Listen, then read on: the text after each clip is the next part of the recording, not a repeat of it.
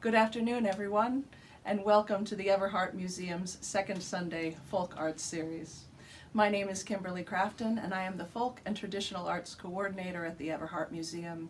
We are proud partners of the Pennsylvania Council on the Arts in their Folk and Traditional Arts Initiative, and we cover a 6-county region of northeastern Pennsylvania. In the Pocono Mountains, that's Wayne and Pike County. In the Valley Cities, we cover Lackawanna and Luzerne counties, and in the Endless Mountains, Susquehanna and Wyoming counties. It's an enormous geography with rivers, towns, mountains, industries, all permeating in so many different but interconnected ways.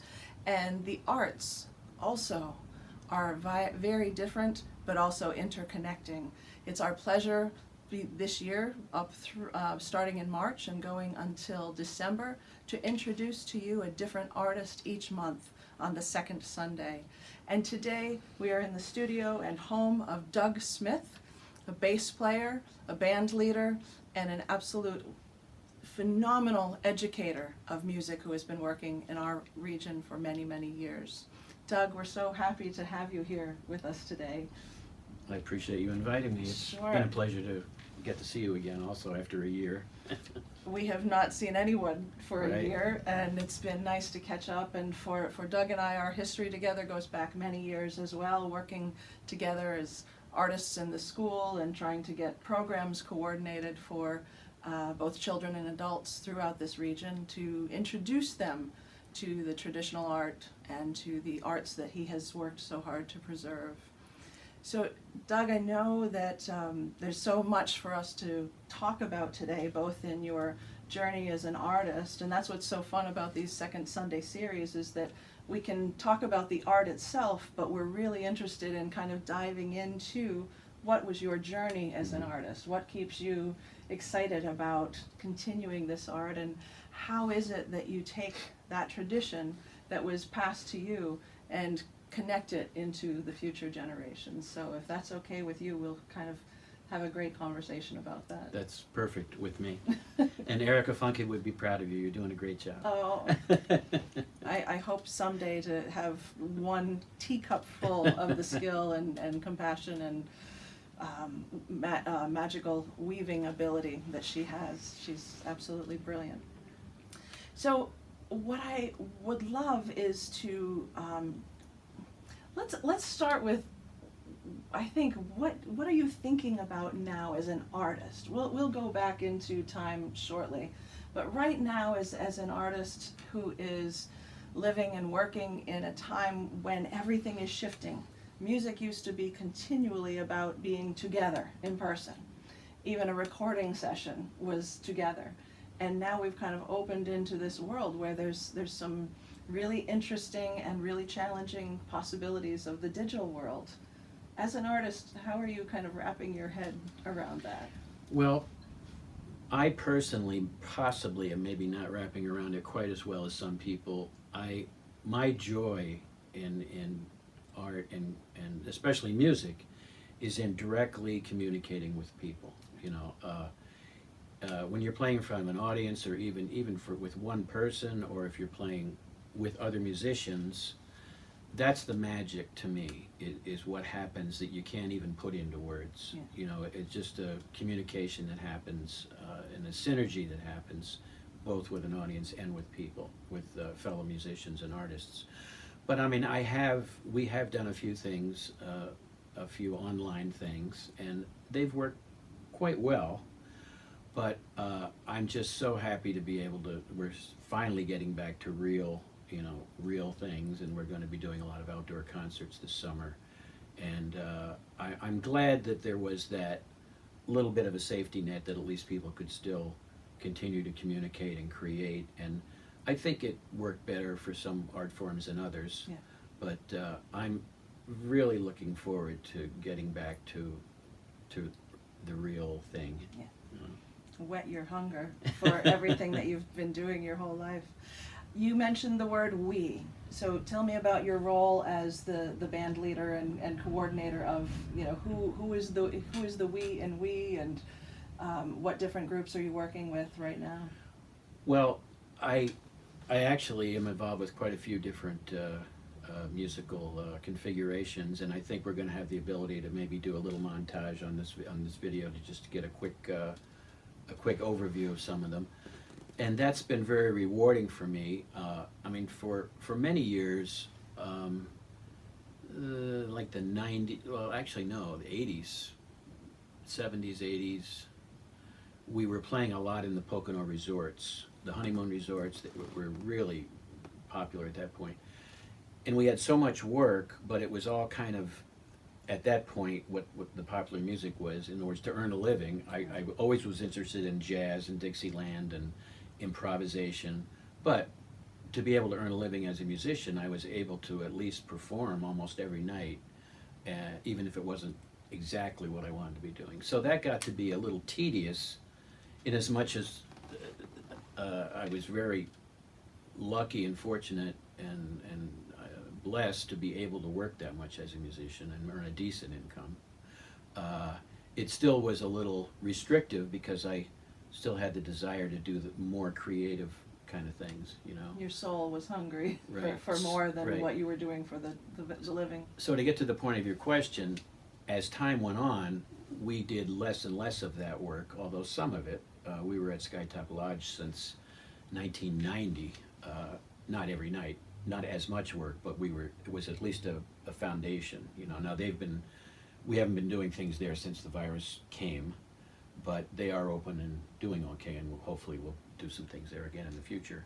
But it opened up a lot of possibilities for me to do all the other things that I wanted to spend more time doing. So even at the hotel, we had a 16-piece big band that we would perform in sometimes. The basic group was usually 5 or 6 people. We've had a number of vocalists. Aaron Malloy is currently with us. Paulette Cost, Tara Watkins did some things with us, and but Tom Kozak's a very fine guitar player and singer. So that's the nucleus of that group. It's a little more of a not really top 40, but a little more accessible music, you know, that people would dance to and so forth. But even there, we were able to throw in a lot of things from different you know, swing era right up until now. And then we're going to delve a little bit later into the Dixieland description. That's something that kind of came about partly because of that job. And I actually, for most of my life, was involved in totally improvised music, which is really interesting. Maybe not so much always for the audience, maybe sometimes a little more for the performers, but just sitting down with a few people that you're very comfortable and familiar with, and just actually performing, you know, just doing an improvisation, like completely nothing planned at all. And so you've got the give and take of the other musicians and so forth going back and forth. I would imagine that's hard to sell to someone who's hiring you to pay for the day. You're like, we have no idea what we're gonna play, but trust us. Yeah. But if they've known you for long enough, they would absolutely trust you. I mean, that's probably, if I had a gig, I would say, please, Doug, just come and absolutely whatever you feel like playing, let it come out of you. Well, we would But know. that's a hard We sell would for we most would generally know the boundaries within which we are allowed to perform without being arrested, and, which actually almost happened years and years ago. There was a performance at Marywood. I mean, really a long time ago, and we were doing some improvisational stuff. They were having like a television where all these different groups were playing, and the guys I was playing with. I mean, everything went pretty well, but they wouldn't stop. So everybody's back there, you know, and the security guys came. And we had to, I mean, it wasn't dramatic. There were no police cars. But especially for musicians, you have to say, okay, the limitations their boundaries, of right. what you have to play is taken off, but the time limit still exists. Right, exactly. But that's been a really fun part of my life. I mean, you know, you mentioned maybe if I thought of something, maybe I'll just do a very short improvisation, just a completely improvised something. And there's no right and wrong. You can like it, not like it. It can maybe make you think of something, or you make your imagination, which would be good. I mean, whatever it might make you think of is good. In fact, I often do things like this with when we're working in a school. I'll do a little improvisation, and then we'll ask all the kids what it made them think of, and it's really, you get great responses, and often things I never thought of. Right. I'll just do a few, just a short. So like.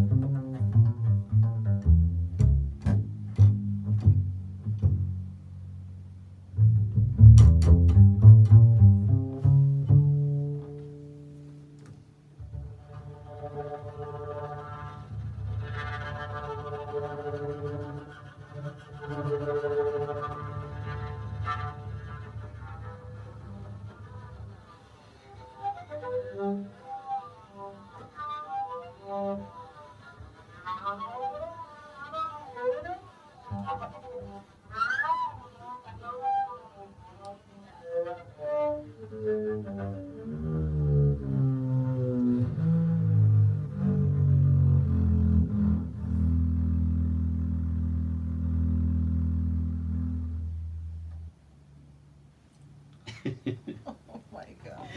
Hope everybody's okay. So did that make you think of anything in particular? That was phenomenal. Oh, thanks. I've never been that close. I've been in many musical circles, but that close to someone on a bass who didn't have to be a supportive artist or just have a chance for a quick solo. That was a whole picture, Oh, thank you. montage. You asked where Thank you. did it take you? I was at the edge of a really rich swamp as evening was beginning to fall, and the fog was beginning to go, and you have the rushes, and this was like the unscripted conversation between especially the frogs. This was all of this wonderful back and forth, and then at the very end with that that mystical, these were maybe some last minute insects flying low, and I mean it was just great. it was such an environmental piece. I'm glad you really enjoyed it. I mean, yeah, it's not often you get to be that close to an instrument just to hear the instrument itself. Feel the vibrations of it. Yeah. That's when it's you get close enough to feel what the artist is feeling as they're playing it. That interaction of where vibration and sound are meeting. Right, and that's one of the great things about, previously through the PCA, I've been able to do some residencies in schools working with kids. And one of our early training sessions that we have, there was an artist from Philadelphia, I believe. He ran the Mum Puppet Theater. I'm not sure, they're probably still in existence. And we're all new artists in residence, and we're nervous about what we're going to do, and at least I was. And this was an early, I forget where, I think Harrisburg they had the training, and it was something Catherine Cullen had put together. And one of the first things he said when he came out to talk to us is he said, I know you're a little apprehensive and maybe nervous about doing your residency and you want to do a good job. But he said, believe me, he said, there's no such thing as a bad residency. And we're like, well, what do you mean? He said, the fact that, and as you know, to get into that program is not easy. There's a vetting and there's a whole thing, artistic level and all, and this thing, communication level. So he said, just the fact that you are a full-time artist of any, whatever your discipline is, and you're going right into a classroom, a small classroom, and and working right up close to the children as you experienced That's then. He said that's something that you don't even have to say a whole lot, just for them to experience that and to know that this person is a full-time artist and able to earn a living doing that, that can shift a whole, shift Yeah. their mindset in a big way. Yeah. So Well, you're building a relationship. So you have the relationship that you're building between yourself as an artist and the students, which opens their mind, as you said, to the possibility that an artist is a profession. Right. And because that's Right. not something that you hear a lot as we grow up. And secondly, you're building a relationship with the art form itself, which will nurture them for an entire lifetime once they've been opened to that. So it's a double benefit, and I think he's right. There couldn't be a bad way to go about that. You can be nervous, you can feel I could have been more brilliant, but the core of it is he's Right. absolutely correct. yeah, it was something that really stuck with me that I often mention to people that are getting into the program Yeah. and so forth. That of course you've got to have certain things in place to be quote successful, but that's the most important thing, is just bringing those artists right into the children. That's the most important part of it. Yeah. And what about you? I mean, I was fortunate enough to see a really lovely image of Doug as a young student, 20 maybe you were, Probably. at Penn State. And much as you saw him just there, and in this photo or painting by Mary Lou Chaburka behind him, bent in almost as in prayer, or just bent in this relationship with his music. And did you believe at that time that being an artist as a profession was possible? Because that's a hard thing to imagine, even though you might be studying for it as a young person. It's a hard thing to have a belief in.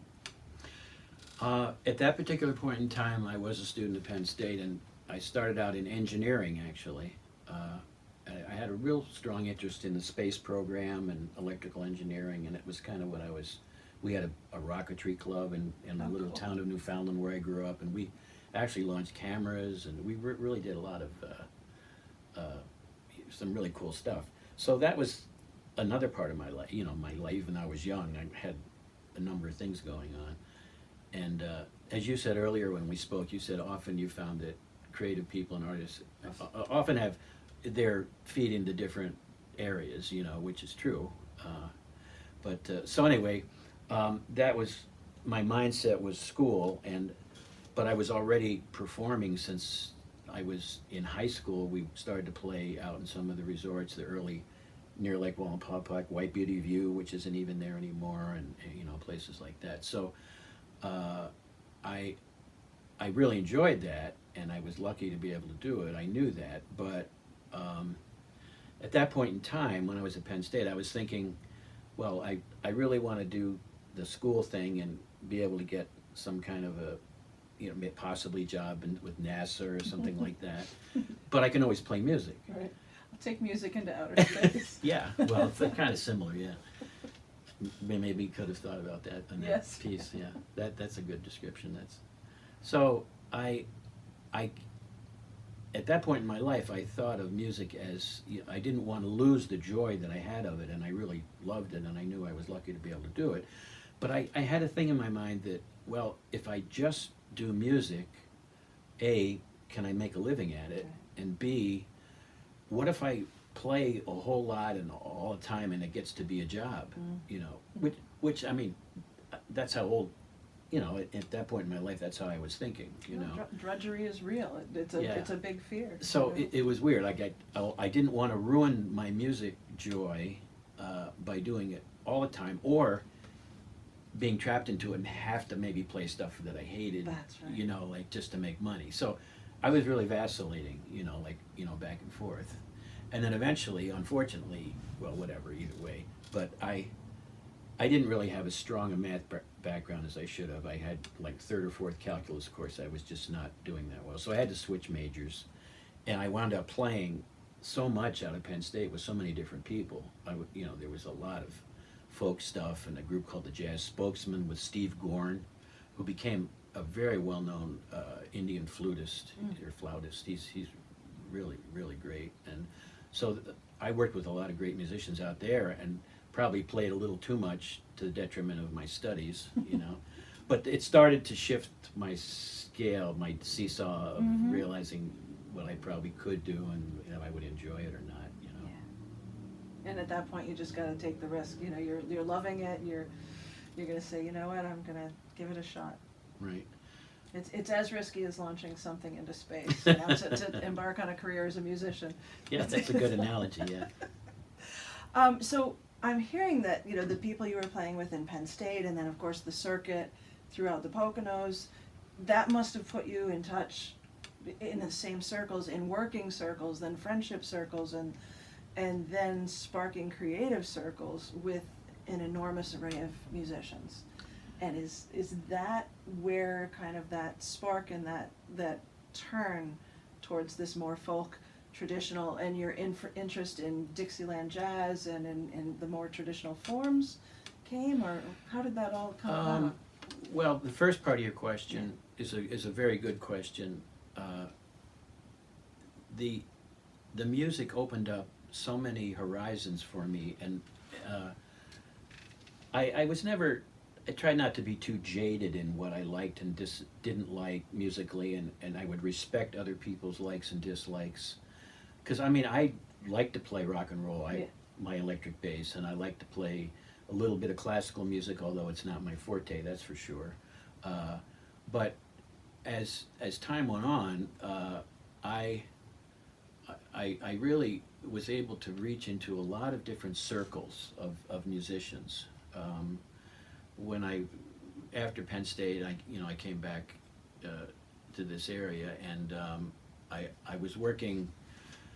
That's right around the time I made my connection with Mr. Bob Duro, who was the Schoolhouse Rock composer sadly died just a few years ago, and we worked together for, like 50 years probably, on and off. I mean, we did a lot of projects together, and we started to do programs in the schools and concerts, and then, as you know, and many of our people that are watching this know, there's a really strong jazz community in the Pocono area, and I was very fortunate to be able to work with a lot of pretty well-known and better than I, at the time, musicians.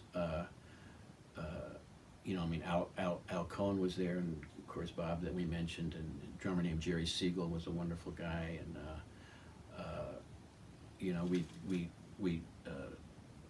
we just got to play with so many people, and it really made me pull myself up on my bootstraps. Mm-hmm. I mean, I would be in situations where I was definitely not definitely not to that level, but it quickly brought you up to that. It helped bring you up to that level, or you were not there. Yeah. So in that way, that opened up a whole another window to me, and then just being in this area, there were some wonderful musicians that a lot of people didn't know. There's a gentleman named Art Kreinberg who taught a lot of the musicians that you're familiar with. He taught Tony Marino, a very fine bass player, and myself, and Jack Wargo, who was a very successful guitarist who's out on the West Coast now. He played with the Jacksons and has a successful career of his own. And so there was a whole, a really diverse, this area is very fortunate, not just the Poconos, but this area right here. No, the whole Yeah, area there's but the Endless Mountains also, Yeah. So I was able to, unbelievable. join a lot of the different music communities, which and then, as I said, that's what I enjoy now, is being able to do all the different things, But then you ask about the Dixieland in particular, and I had already played in just through what I was just speaking of, the different communities of music. I had already played with some really good early swing musicians and Dixieland guys, and I liked that style of music. It was really happy and energetic, and you still were creating, playing solos and things. But gentleman named Bobby Baird, who is still alive, thank God, in his 90s and performing. We're going to do some things with him this summer.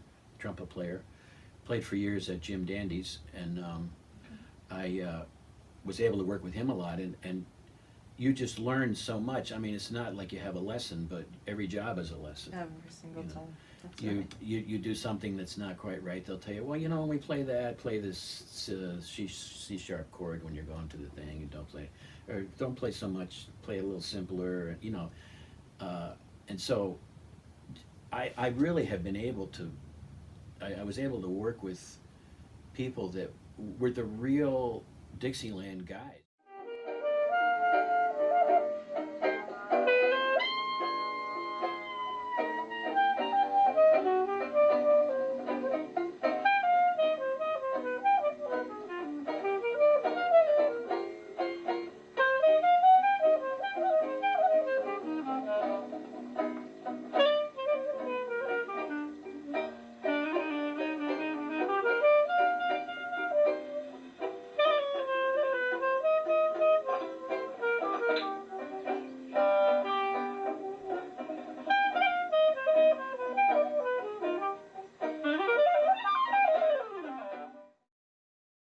Unfortunately, I'm the only person that's still alive in this one band.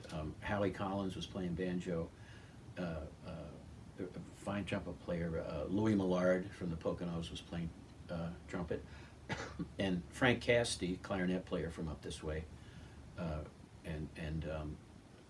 We have a kind of a nice video from that point in time, which was like probably 1990 or something. So anyway, I did sort of have an interest in that music, just the fact that I was playing with these folks, and I could see this was living history. You know, they were Yeah. really the real guys. Well, like- how good that you recognize that, because you did come into an astonishing period of time where they were all concentrated here, and that you recognized it for what it was, and fully immersed yourself and helped raise them up and continue them forward as well. This is the joy of this story with you. Yeah, ironically, as much as I owe almost all of my Dixieland knowledge to those musicians, they were all getting older, as was I, but there was still a 20-year difference sometimes. So now I'm able to still, you know, when I can do some Dixieland things or do things in the schools and so forth, I can bring a lot of those musicians in where they're not really up to, like, they don't want to book a job, they don't really have maybe too much, or a little festival here or there. So I'm actually able to keep their music alive, you know, the real guys that were been playing it their whole life, you know, that are that age. So that's been rewarding, you know, and they, What a way to pay it, they call it pay it forward. Or, yeah, you know, so that was that's another aspect of that you realized, you know, to keep this music, you know, this traditional music. I gradually realized it was, even though I was doing all the other kind of stuff, you know, the improv stuff and all to keep that traditional music alive and let people know its place in the musical history of you know, what happened in the past up till now. And you really delved a little bit into the study of that yourself. I mean, it was more than just a passing interest. So you weren't only studying the music style itself, you were studying the people, the actual musicians themselves, and documenting them, as you said. But you also were, you know, interested in learning yourself, and this is what we find with the genuine, really people who are interested in their field. They can't help but need to know more. They need to know more. Where did this come from? How did it evolve? What form influenced it at what point along its path? And I know you did delve into some of that. You certainly don't this isn't a quiz, John. No, I know, that's okay. Yeah. You know, you can go into any or Yeah. all, but that's another part that I want to just recognize, that you really Sure. have studied it deeply, and what's so wonderful to be able to pass that on to children as well, so that they understand the evolution of an art form. Yeah, well, I can speak to that a little bit. I mean, as you said earlier, we don't really want to go into an exact history of Dixieland because that's accessible anywhere online and everything. But the part that you mentioned that happened to me was in playing that music and just learning it, and of course you start to hear, you know, how things started, where they started. I did do some research and would had an interest in more of the details, as you said, and it, you know, I mean, the one really cool thing about early Dixieland and early American music, really, I mean, some people say jazz is America's original art form, which it kind of is. I mean, there may be others that I'm not aware of, but that's one way that it's described. And one of the really cool things about it is that we talk about when we do programs in the schools is people from all over the world came to this country as immigrants. Some of them, unfortunately, not by choice, you know, some of them as slaves and so forth. But they brought with them their strong cultural heritage and their music and their religion and their unique ethnicity. And literally in New Orleans, there was a park called Congo Park. And on Sundays, I believe, generally, all the, like, people would just get together and play music. You know, I mean, that's just one of the things that they did. And so all these people literally, you know, in that area, there was so many different nationalities because of the trading ports and everything, would come together and perform. And that's where this early swing or early Dixieland, you know, kind of style of music, you know, came about. It came back from a combination of, like, you know, the religious music, march music, of course the unbelievable great rhythms from Africa, and a number of instruments, even the banjo, believe it, I didn't know this, came from Africa, South America.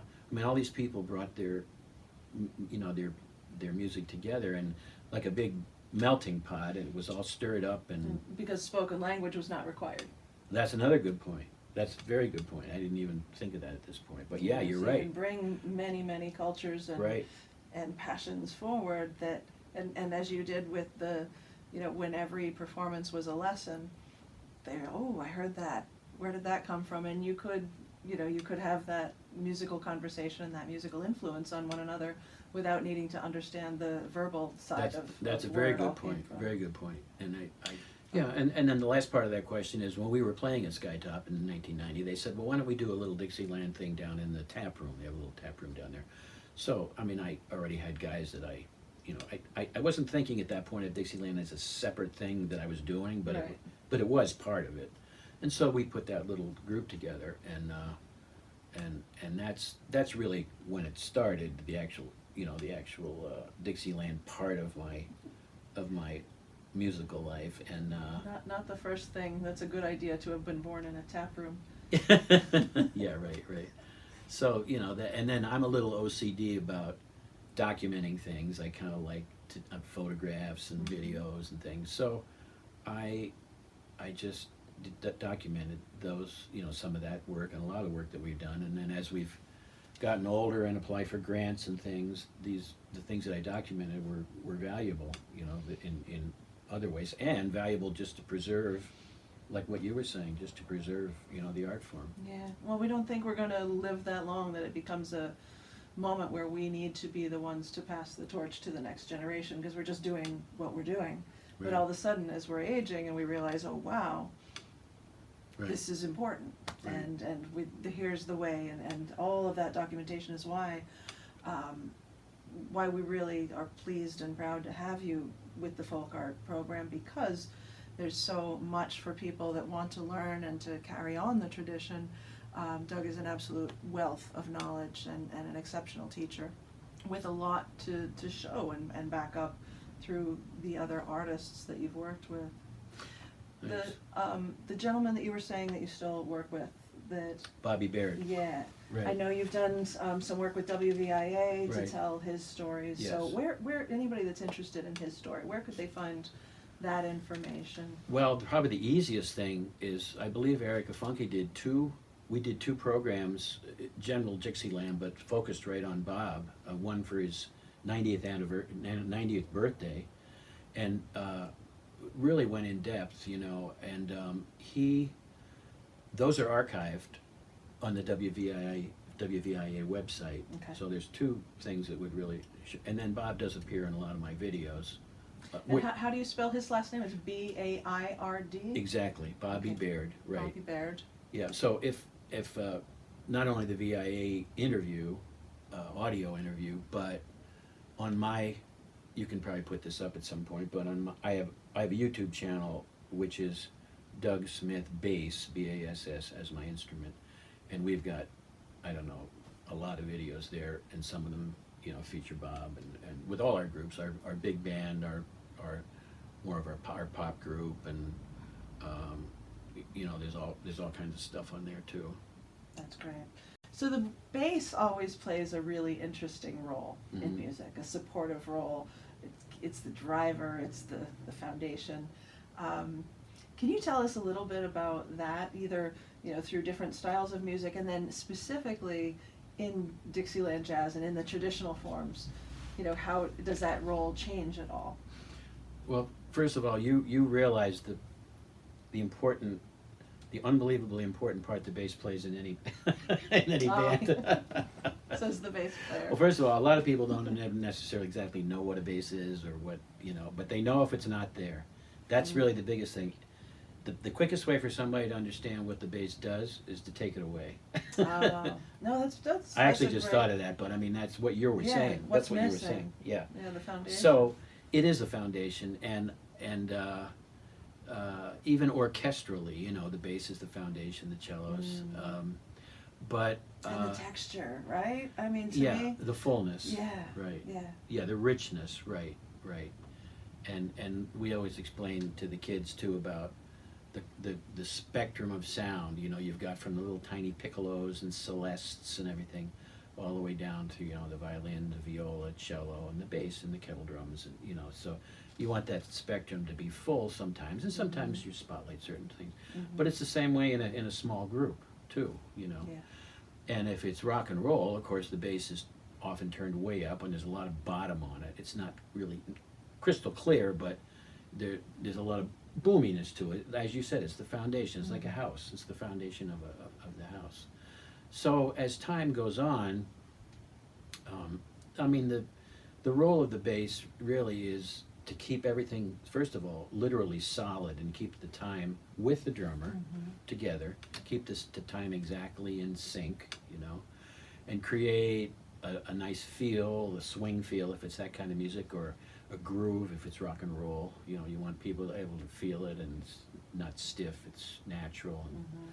And the more recent times, the bass has maybe been featured a little more than other times, especially in jazz. I mean, the guys like Jaco Pastorius and Charlie Hayden, and you know, We turned it into a solo instrument, you know. yeah, that's very predominant, you know. But once again, going back into its role, you know, in the other parts of the music. So, yeah, the personality is when I speak with the kids also, I often say, you don't always have to be the beautiful or handsome vocalist standing out front, Right. or the beautiful and handsome sax player standing out front playing a solo. But if you weren't there, they couldn't do that. That's right. And anyone who's a really good musician, and even unless they're a super diva, they're going to know that. And we always get respect, you know, from no matter, you know, people that are brilliant soloists and pianists and so. I mean, they are very acknowledging of it's a group effort. I mean, everybody, it's a community. The band is a community, and you all support each other. You get your turn to shine a little bit, but I take pleasure in just people being happy with the whole band, with the whole, you know, That's right. with everything. So With that, the part that to you- me, it's that you're- rewarding. I don't really need to be out front. And you mentioned earlier, as a leader,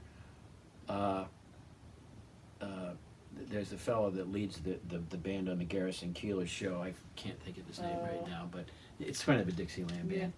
But he says, one of the things he said, I'm the leader. I'm the guy with the target on his back.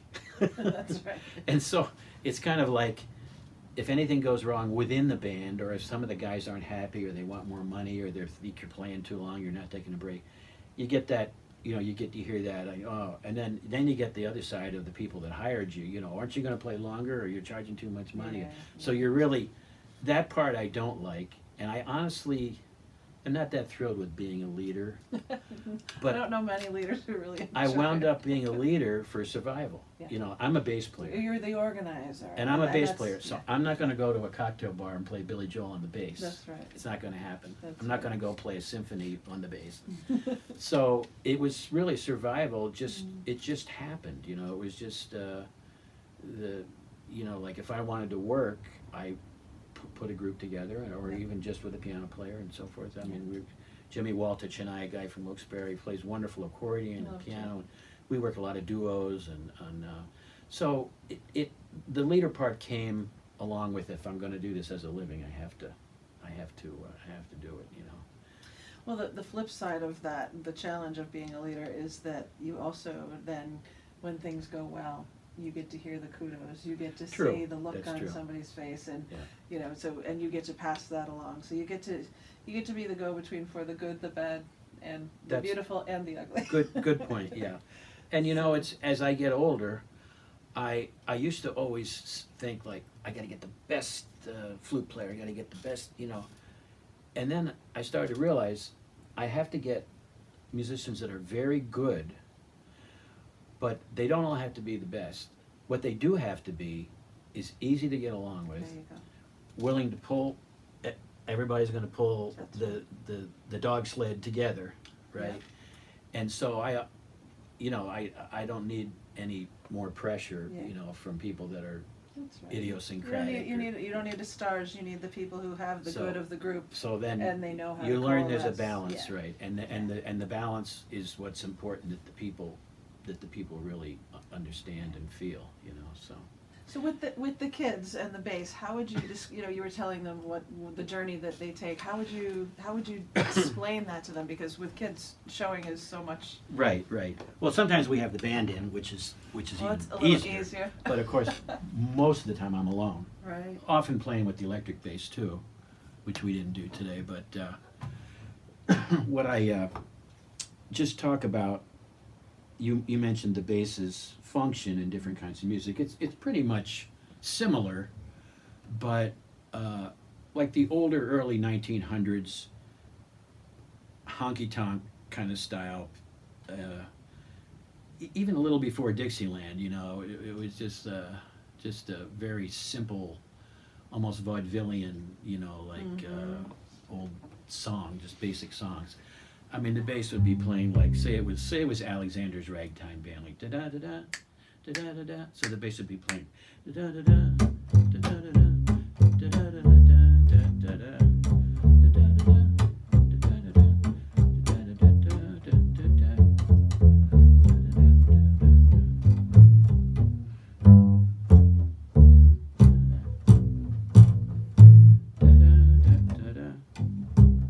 So the bass is just playing, you know, very simple backbeat. The drummer's playing ching, ching, ching, just keeping it all together, you know. So that's the early, you know, the foundation. So then we maybe move up slightly in time to the 30s, where swing music came into being. So instead of just playing the 1 and 4, you know, what. Instead of just playing the backbeat, you start to play more of a line, like a walking bass line, where you can imagine somebody actually walking, you know, like in a dance kind of way. And so instead of playing, you play more of a line. This goes like.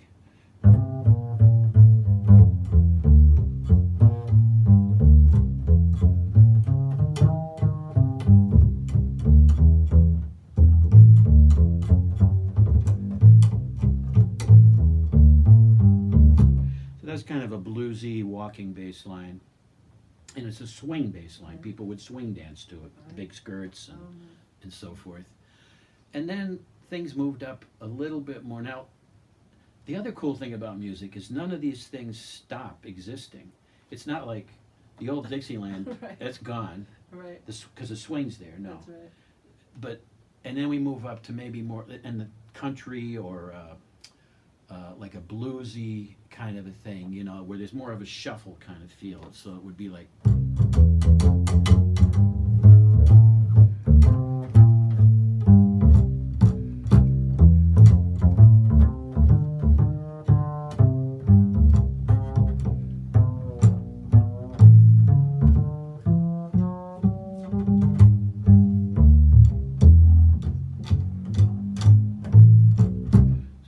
Syncopation, little bluesy, you know, shuffle, syncopation. And then we get into the 50s, where you're familiar, of course, with Elvis and everybody. That music evolved from this music. That's the cool thing, is you can really trace the history of the music right up through, you know, right. It's just like researching your genealogy, right? An incredible study. So 50s. You know, they're talking about the twist and so forth. So then you got more of this kind of a thing going on in the bass.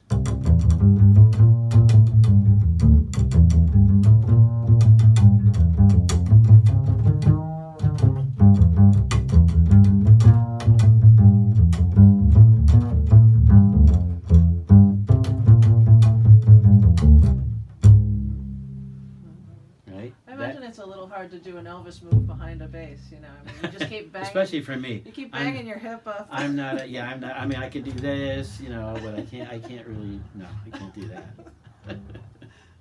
No, not too much of a dancer. So then, you know, then you get into rock and roll, 60s, 70s, and that would be electric bass, you know. And the way the electric bass came about is, I don't know if you've seen some of the old Elvis videos. The guy had a white upright bass, and people are playing with electric guitars and loud drums, and he's like struggling, you know, like to keep up. First of all, there's not enough volume. You're going to get blisters. Yeah. And so for a while, they would put a mic in front of the bass, they say in the 50s. Right. But then things got so loud that Les Paul, the brilliant guitar inventor, I believe figured out the first electric bass, which is just the bottom 4 strings of a guitar, actually, for those of you that play. G, D, A, E. It's the same as, you know, just like 4/6 of a guitar. And they amplified it, and then the bass player could keep up with everybody else, you know. So then it was, you know, everybody kind of got back on the same train. So. Kept his fingers. But if you imagine electric bass, it would be like.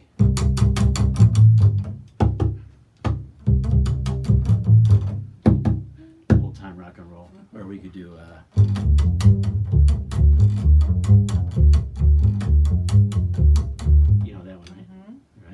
Jean.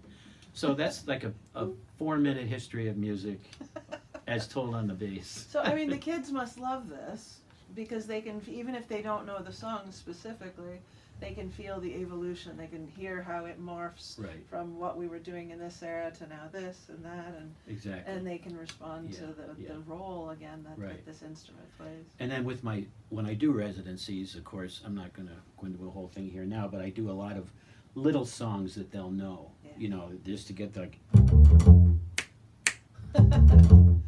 Do kids still know that song? Because that was a little while ago.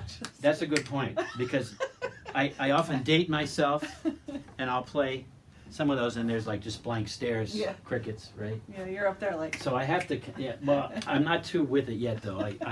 The farthest up I get is like SpongeBob, and there was a show called Doug Funny, which I never actually, that was more of a piano thing. But yeah, I have to try to keep up a little bit with the kids shows. You got to watch the daytime television to try to shows. find one that, but not too many will work on the bass either, though. So.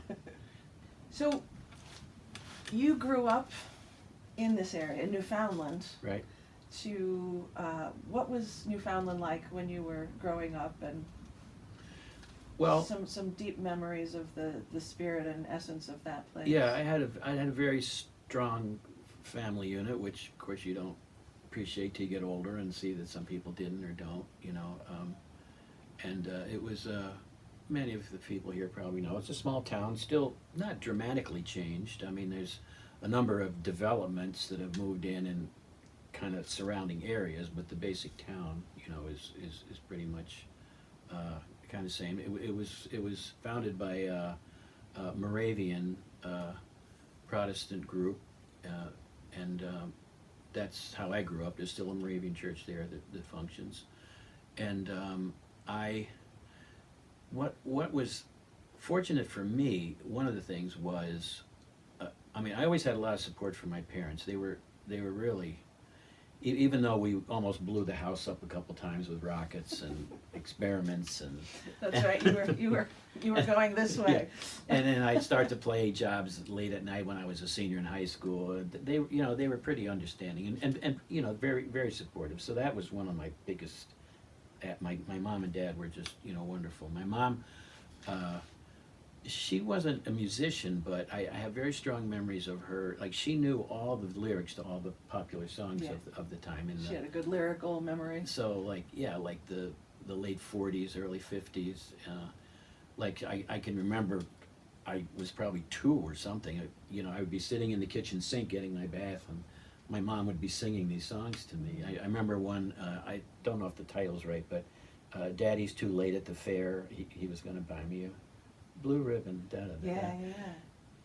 Daddy's so long at the fair. Yeah. I just clearly remember that. But she would sing, like a lot of just sing songs when I was, so that was kind of unconsciously ingrained in me.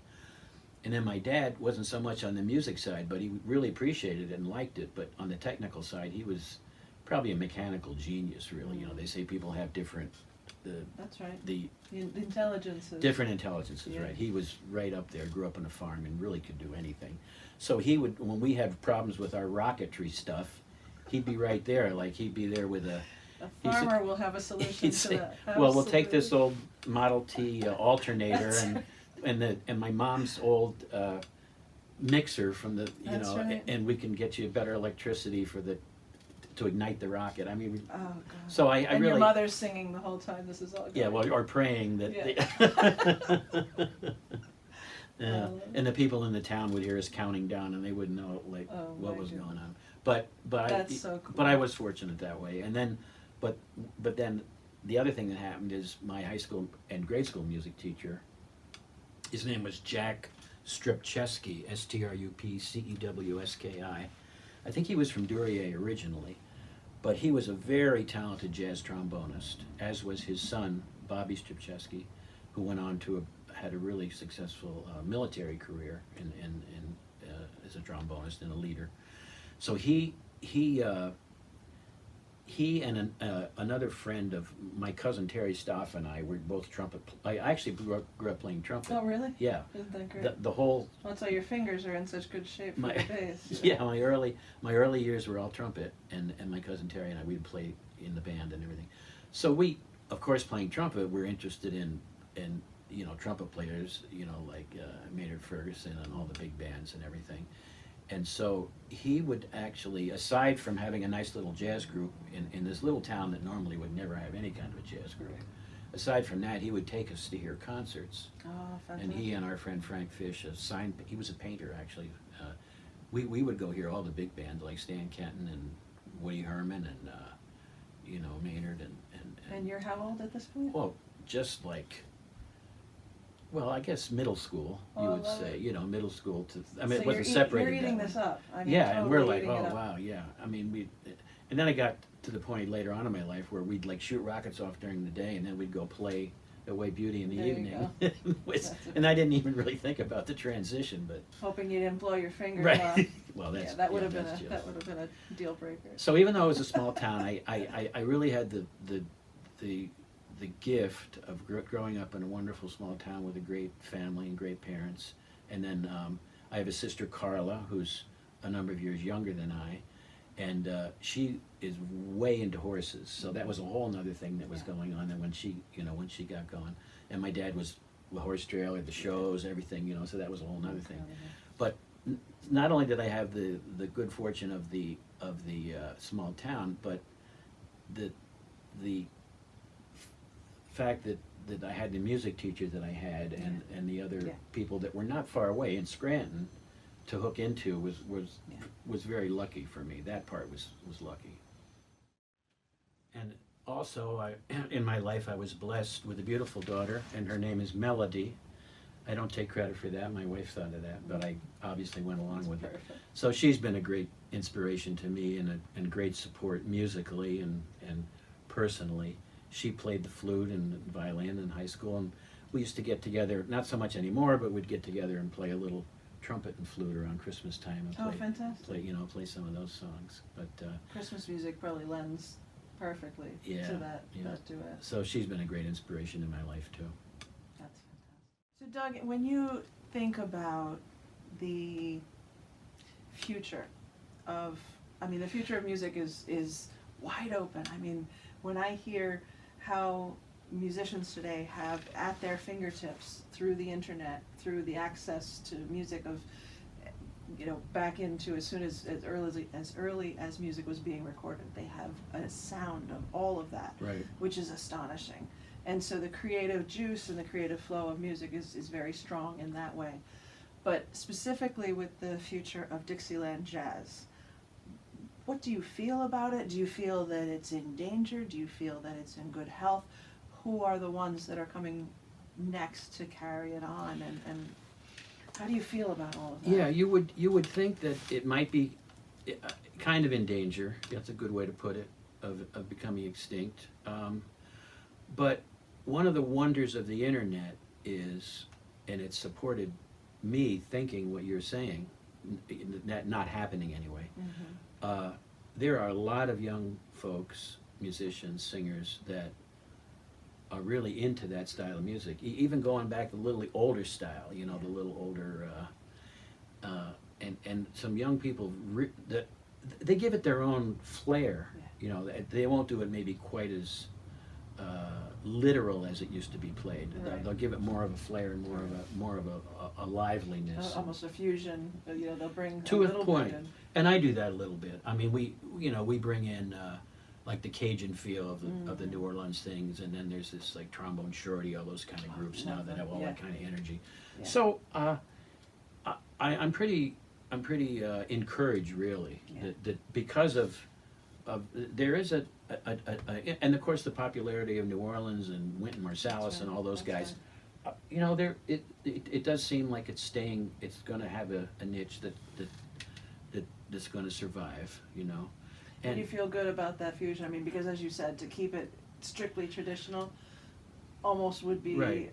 a death knell, Or Yeah. you would have the purists, the people that really Right. have to be the living embodiment of the art form in its class, But how do you even know where that was before recordings were happening? Right. How was how were those written musical notes played? We don't exactly know until recording began.